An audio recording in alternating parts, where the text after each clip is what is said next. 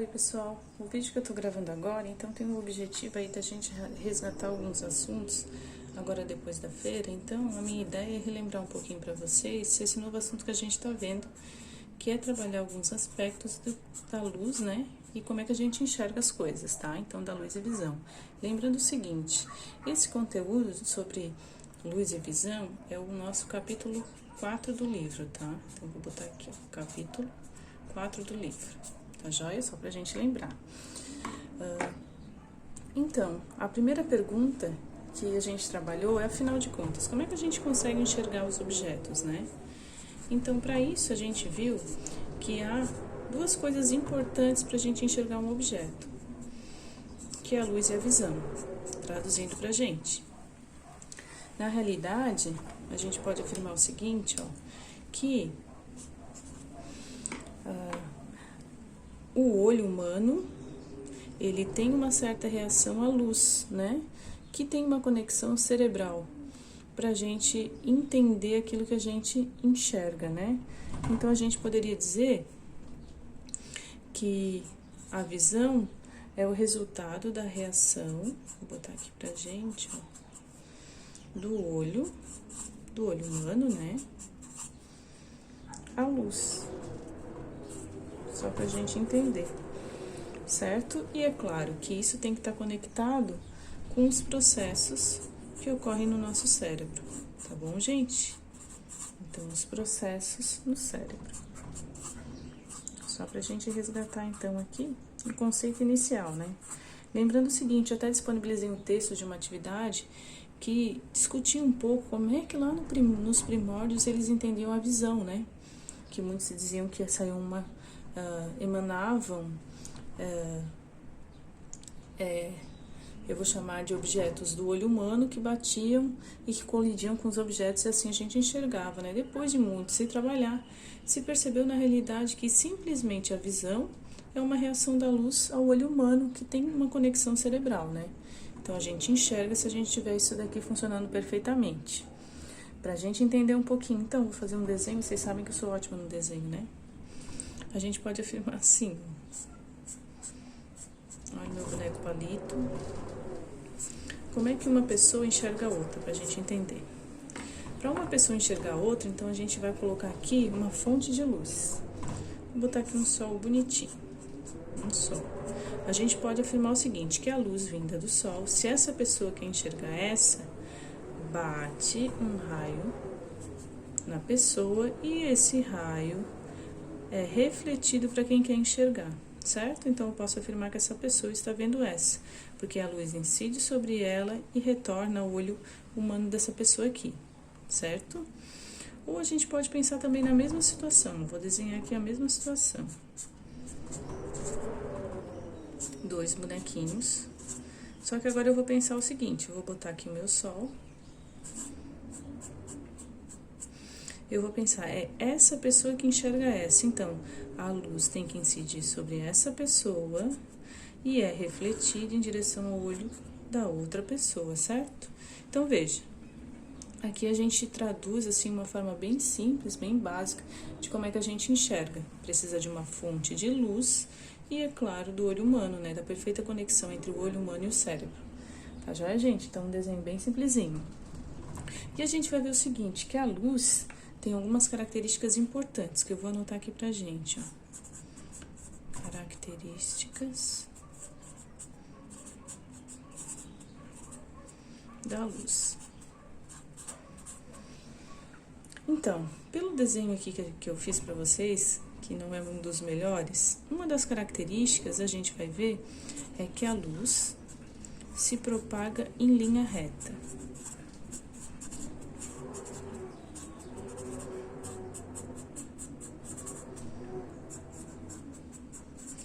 Então, relembrando aqui uma outra situação que eu fiz para vocês numa atividade, era o seguinte, era um bonequinho que tinha uma lanterna na mão e que a lanterna, a luz vinda da lanterna fazia essa curva, traduzindo pra gente.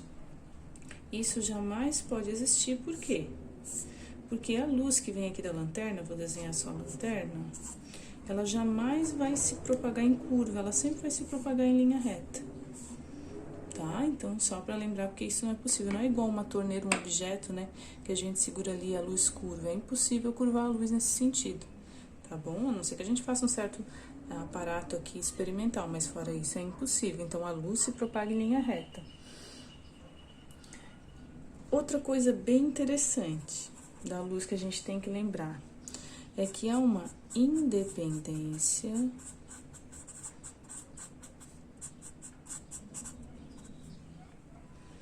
de propagação dos raios de uma fonte. Propagação. Traduzindo pra gente, se eu ligar uma outra lanterna aqui, ó, numa outra direção, esse raio de luz não sofre interferência desse novo. Joia? Então, há uma independência de propagação dos raios luminosos aqui, exemplo. Um não interfere na curvatura ou na trajetória do outro, porque ambos vão se propagar em linha reta, tá? E mais uma coisa bem importante é que a luz, ela vai influenciar, eu vou botar só influencia na maneira como vemos os objetos. Como assim, professora? Por exemplo, se a gente incide uma luz azul sobre um objeto, mesmo que ele seja branco, ele vai adquirir a cor azul, né? Então, ela vai influenciar, isso é só um exemplo trivial, na forma como a gente enxerga os objetos, tá? Então, se eu incidir uma luz vermelha, isso tem até no nosso livro-texto, ela também vai dar essa característica avermelhada para os objetos, tá? Então, ela influencia na maneira que a gente vê os objetos. E uma outra coisa aqui, importante, é que ela é capaz de se propagar no vácuo.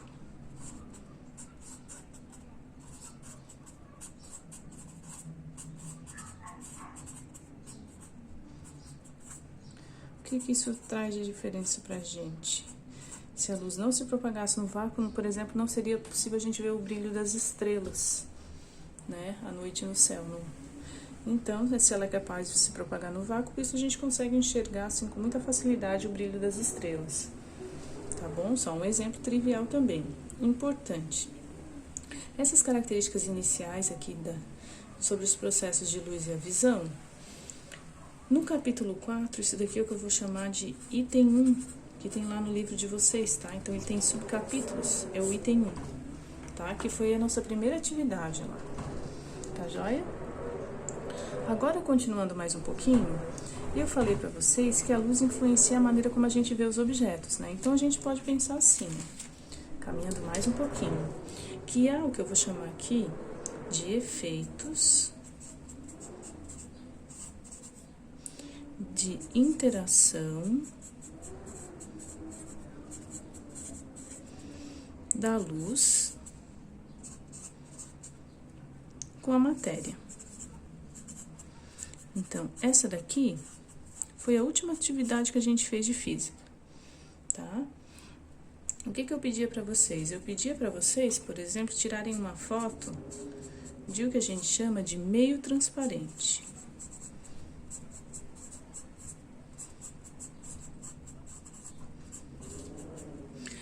Então, explicando um pouquinho para vocês. Esse chamado meio transparente é um meio que a luz não sofre nenhuma alteração na sua trajetória, tá? Ou nenhuma influência, a gente pode pensar assim. Luz não sofre alteração. Exemplo disso: o ar e o próprio vácuo, né? Certo? Exemplo prático disso. Então, é quando a luz a gente consegue ver o objeto perfeitamente sem interferir nada no objeto. Exemplo prático, gente. A gente poderia pensar num vidro transparente polido. Vou botar aqui, ó. Só como exemplo prático.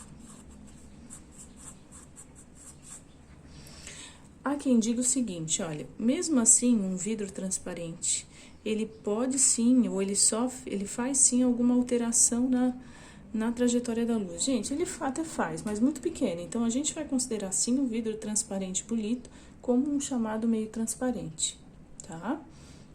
Mais importante, os dois clássicos é o ar e o vácuo, tá bom? Então, eu pedi para vocês tirarem uma foto de um meio transparente.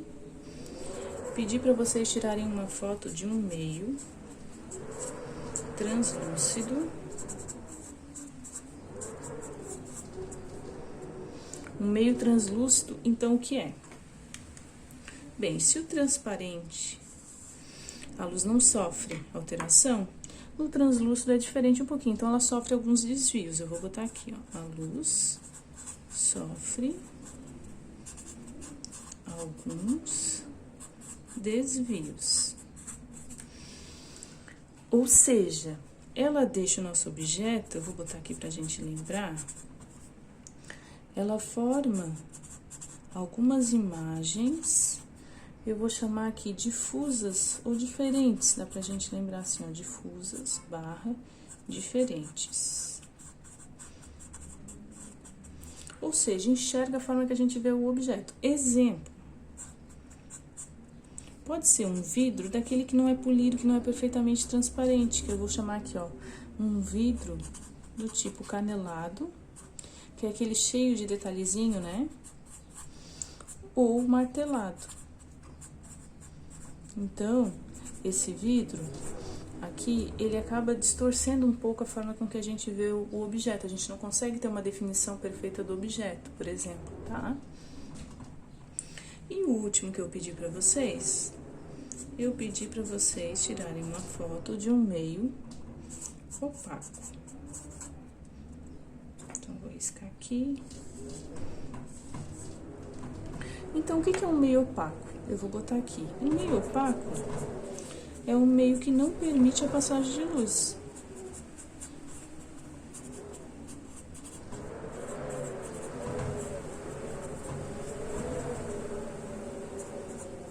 Por exemplo, gente, o livro que tá aqui pertinho de mim, ou o próprio caderno, ele não permite a passagem de luz, certo? Então, ele chega aqui e retorna aos meus olhos, ou uma pessoa, né? Então, vou botar aqui exemplo. O caderno aqui que a gente tá vendo, tá? Professora, se ele não permite a passagem de luz, o que acontece com essa luz que incide? Eu vou botar aqui, ó. Essa luz que incide, ela é parte, dependendo do objeto, ela pode ser absorvida ou refletida. Tá? Então, exemplo clássico, absorvida, a gente vai ver que as superfícies muito escuras são chamadas aqui, deixa eu ver se dá pra sair no vídeo, meios absorvedores de luz.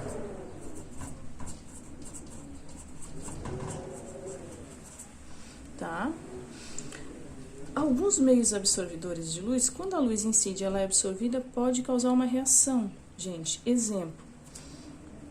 Quando a gente vai tirar um raio-x, aquele material onde é feito o raio-x, quando incide a luz sobre ele, um tipo de luz específica, um tipo de onda eletromagnética específica, que é o raio-x, ele sofre uma reação naquele material e por isso a gente enxerga o nosso raio-x, tá?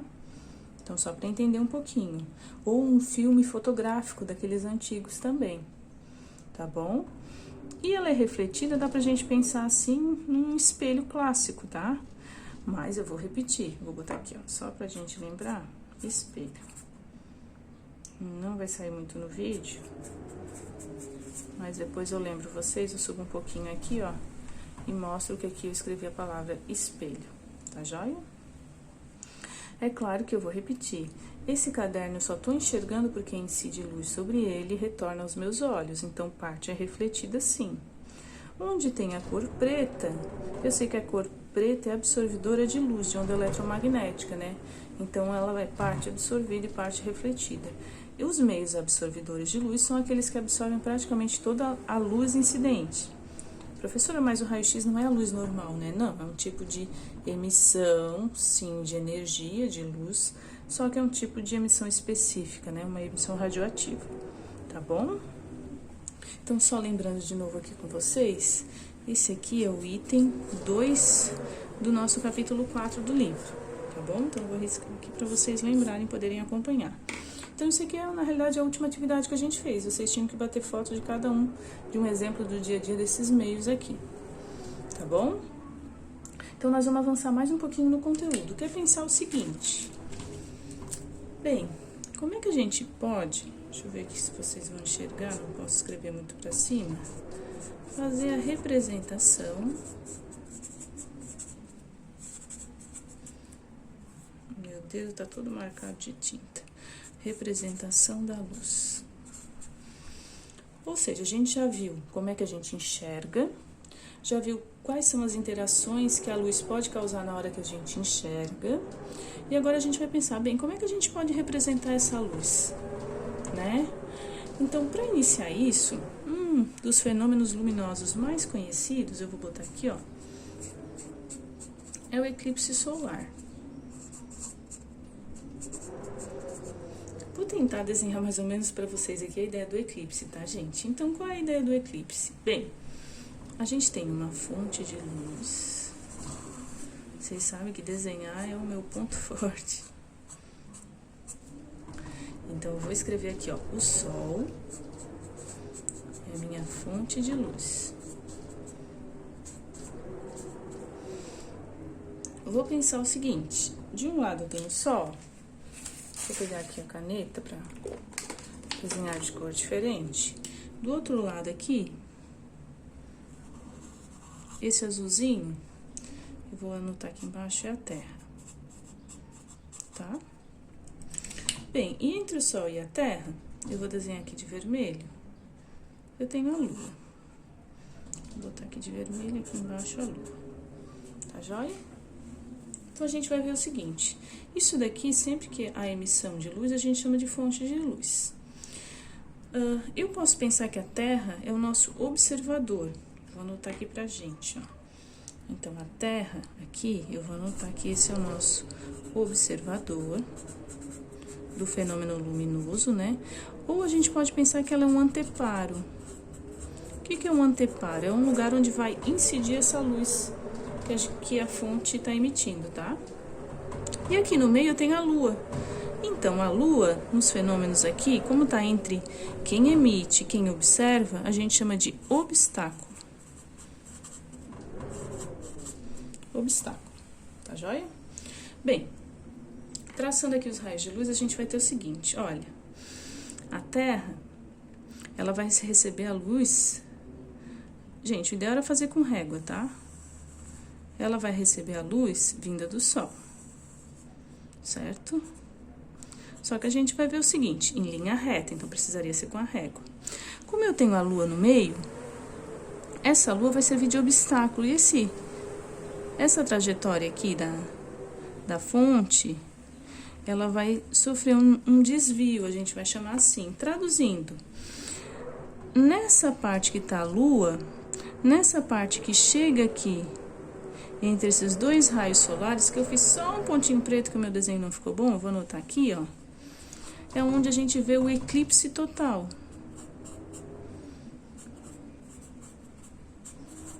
Traduzindo, na linguagem do que a gente chama aqui nessa parte óptica, seria onde a gente enxerga, a sombra, tá?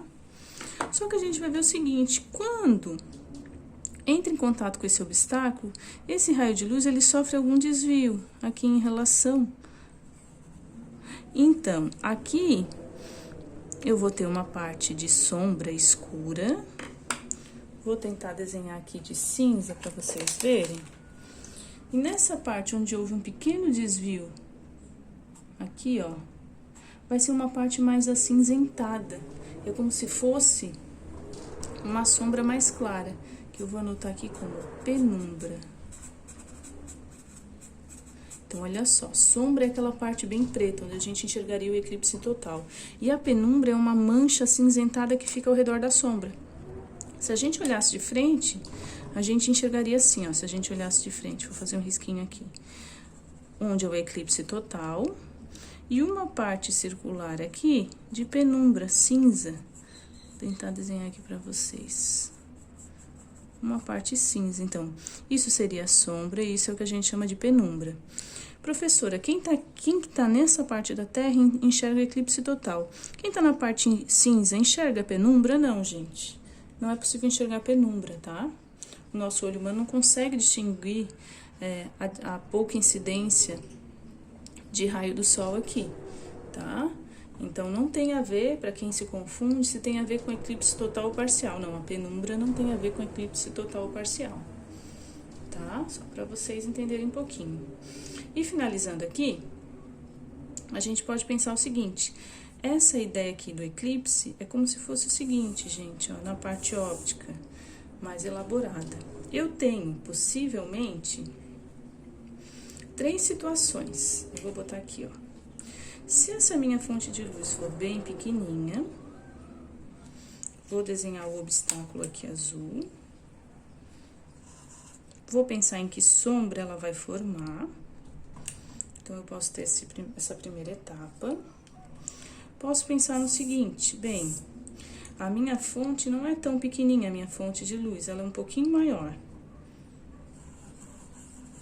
Vamos pensar em como é que ela vai formar a sombra. Aqui, né? Quando eu tenho a Terra, por exemplo, um obstáculo. E vamos pensar ainda quando a fonte for muito grande. For muito grande aqui, ó, em relação ao obstáculo, né? Vou desenhar aqui o obstáculo. Tá? E vou pensar assim, olha, aqui, nessa parte aqui que eu vou desenhar, deixa eu tentar desenhar aqui pra vocês, nessa parte cinza, aqui é como se fosse um anteparo, uma parede, que vai ver a sombra. Aqui é a fonte de luz, eu vou botar aqui, ó, fonte de luz. Esse daqui vai fazer o papel do nosso obstáculo, e isso aqui vai ser o nosso anteparo. Abreviei só para não ficar com muita informação, tá? Quando a fonte de luz é muito pequena, importante a gente lembrar, a gente diz que essa fonte de luz é puntiforme. Puntiforme. Ou pontual também, a gente encontra isso em alguns livros, tá? Então, a gente vai perceber o seguinte, olha, sai um raio aqui da fonte de luz, olhando só aqui as extremidades, é claro que a fonte emite para todos os lados, mas eu tô querendo enxergar o que tá acontecendo no obstáculo, né? E especificamente aqui nessa parede. E eu vou perceber o seguinte, olha, quando isso acontece, vai haver aqui uma região maior de sombra. Então, aqui ocorre uma sombra perfeita. Vou botar aqui, ó, pra gente não esquecer. Forma uma sombra. Não há região de penumbra. E não dá pra enxergar muito bem, então vou subir mais um pouquinho. Não há, quando a nossa fonte é pontual, a formação de penumbra. Entretanto, agora vindo para a segunda situação, então isso aqui é como se fosse o nosso anteparo, a nossa parede. A gente vai ver o seguinte: quando a fonte começa a ficar grande, que a gente chama aqui, ó, de fonte extensa,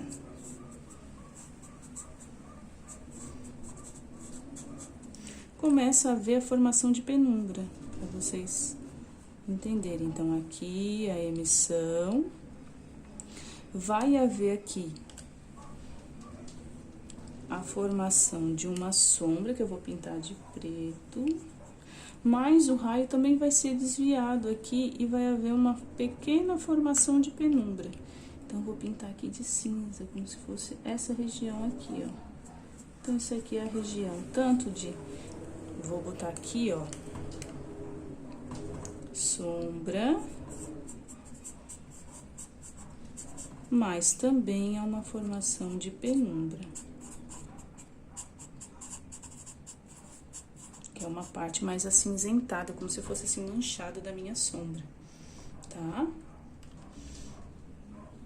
Bem, e se a fonte for maior ainda, então se realmente for uma fonte mais extensa ainda, a gente vai ver o seguinte, ó.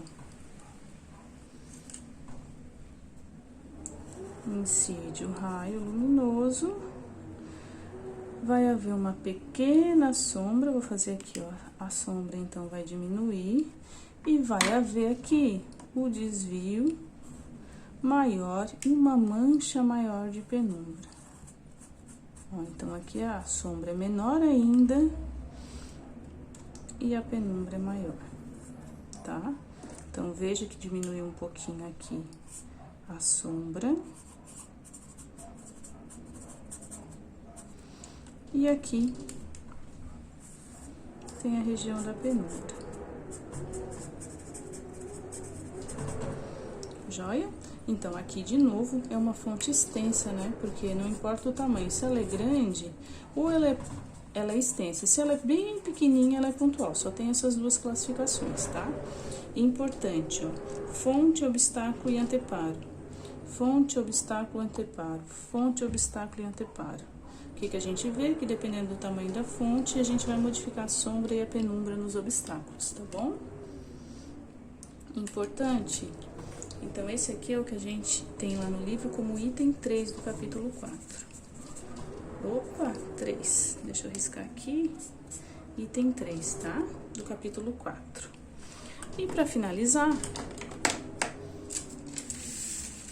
eu só queria comentar com vocês uma aplicação bem interessante da ideia de fonte e de obstáculo, que é o que a gente chama de princípio da câmera escura, tá? Então, a gente vai ver o seguinte, ó, vou botar aqui. Princípio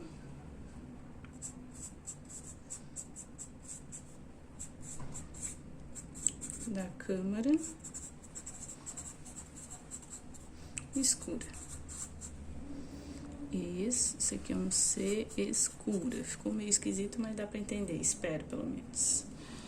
Bem, esse princípio da câmera escura, gente, é como se a gente pudesse fazer uma máquina fotográfica manual, tá? Então, essa é a ideia. Como é que funciona esse tal princípio da câmera escura? A gente vai ver o seguinte, olha. Se a gente tem uma pessoa... Olha o meu boneco palito lindo. E se essa pessoa tá próxima a uma fonte de luz, então vai iluminar ela aqui, né? A gente vai ver o seguinte, que os raios incidem sobre ela e refletem em todas as direções. Por isso a gente consegue enxergar aquela pessoa, aquele objeto, né? Se o meu olho traduzir todas as informações para o meu cérebro, eu consigo enxergar.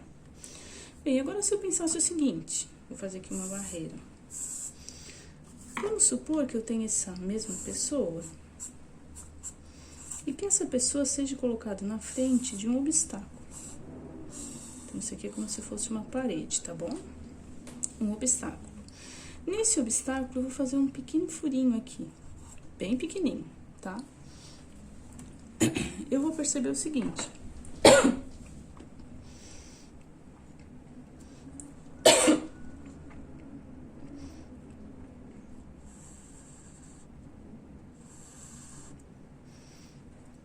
Um raio que sai da cabeça da pessoa conseguirá passar nesse orifício. Não vai passar um monte de raio, mas um só. Traduzindo, se é na cabeça da pessoa esse raio refletido, a cabeça da pessoa tá formando aqui embaixo a imagem, tá? O outro vai acontecer aqui, vamos supor aqui, ó, com esse corpo da pessoa. Um raio que tá emitindo ali também vai passar aqui. Então, vou formar aqui o corpício da pessoa. Em contrapartida, pensando nessa mesma ideia, né? Do pé da pessoa vai passar só um raio desse orifício e vai formar lá embaixo a imagem. Então, ó, vou desenhar aqui um pezinho lindo. Certo? O mesmo aconteceria com os braços. Traduzindo, eu consigo formar atrás desse anteparo, que tem um furo muito pequeno, que passa poucos raios refletidos pela pessoa, uma imagem. Então, eu vou botar aqui, ó. Aqui seria o meu objeto. Se eu tivesse um anteparo bom, aqui seria a formação de uma imagem. Se fosse um filme fotográfico que é sensível à luz, formaria uma imagem naquele filme fotográfico, ficaria marcado, tá? Importante, se eu tiver, vou botar aqui, ó, a altura do objeto, vou botar aqui H, ó, altura do objeto.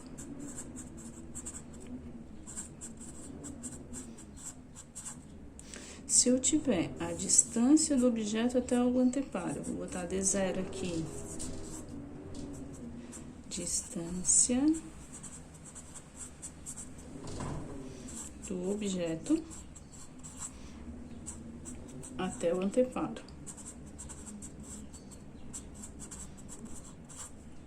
Da imagem, a mesma coisa.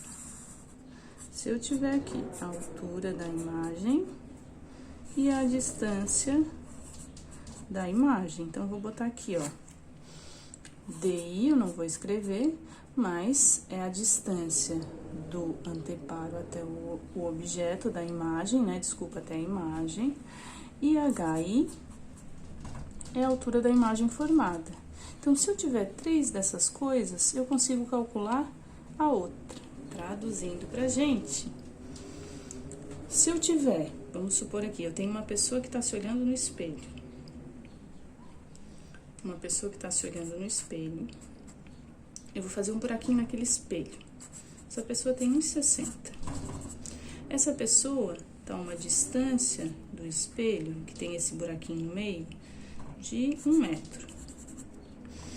Se eu conseguir fazer por trás daquele buraquinho no espelho um anteparo para ver se apresenta uma imagem, eu vou conseguir o seguinte: se eu souber a distância daqui até a imagem, sei lá, gente, eu consigo colocar aqui um DI de 50 centímetros, eu consigo calcular a altura daquela imagem formada. Como que eu consigo calcular isso? Eu consigo aplicar essa equação aqui da câmera escura, que é HI sobre H0 igual a DI sobre D0.